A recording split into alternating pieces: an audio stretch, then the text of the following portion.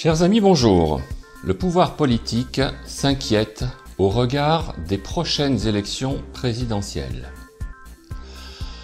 En effet, rappelez-vous, il y a quelques jours, M. Macron, M. Attal, M. Véran et M.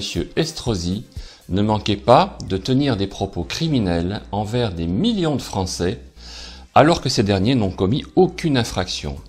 En effet, aucune loi n'oblige la vaccination. Il ne fait aucun doute que dans un cadre juridique, de tels propos rentrent dans le champ d'application de la Cour pénale internationale, mais aussi d'un dépôt de plainte auprès du procureur de la République de Paris. Deux rubriques vont être mises en ligne avec deux formulaires distincts. Tout d'abord, pour que tout le monde comprenne bien, pour le dépôt de plainte auprès du procureur de Paris. Un modèle de plainte est disponible et chaque personne qui le souhaite pourra utiliser ce modèle individuellement auprès du procureur de son lieu de résidence ou bien auprès du procureur de la République de Paris. Une participation symbolique de 2,50 € sera demandée pour les frais juridiques. En ce qui concerne la saisine du procureur de la Cour pénale internationale, M. Didier Julien Garofalo déposera un dossier à La Haye, avec un numéro d'enregistrement auprès du bureau du procureur. 5 € par personne ou par couple avec conseil à l'appui seront demandés.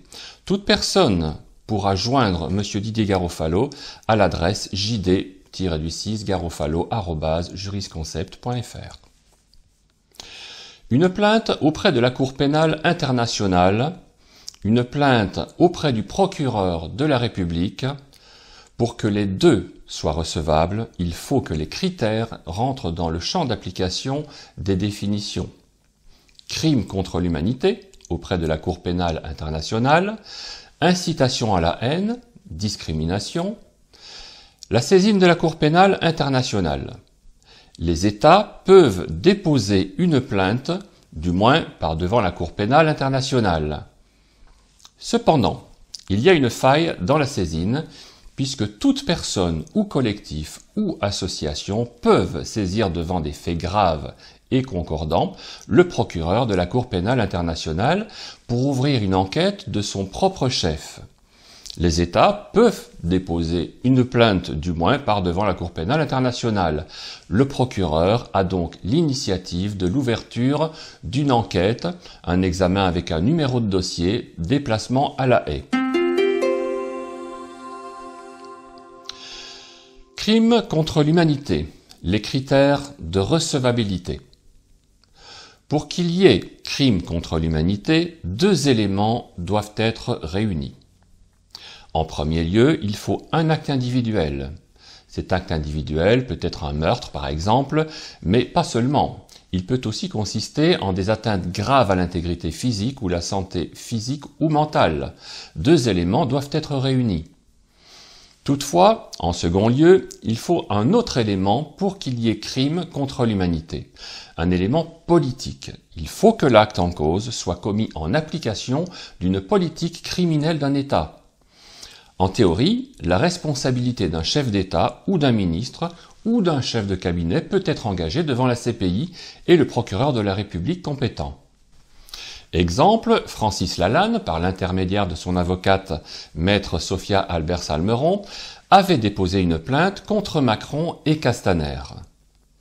Action individuelle, comme Francis Lalanne, avec le dépôt d'une pétition pour appuyer la dite saisine auprès du procureur par un formulaire, mais aussi par des témoignages qui prouvent que nous sommes bien dans un crime contre l'humanité.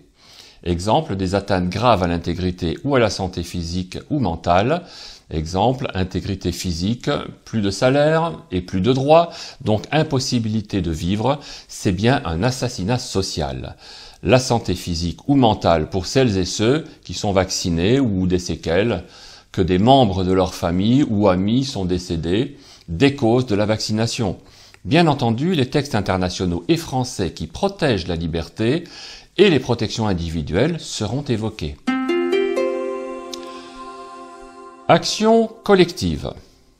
Avantage, Les avantages sont liés au fait que le recours collectif fusionne un grand nombre de plaintes individuelles dans un procès unique. En premier lieu, cette fusion augmente l'efficacité de la justice, lorsque les faits et les normes sont identiques.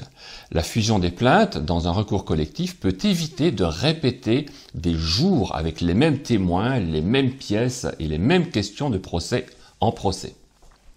Deuxièmement, un recours collectif résout le problème qui survient lorsque des petites compensations ne sont pas assez incitatives pour qu'un individu se lance dans un recours en solitaire pour recouvrer des droits. Un recours collectif résout ce problème en fusionnant les compensations relativement modestes dans un tout qui mérite que quelqu'un, généralement un avocat, s'attelle à la tâche.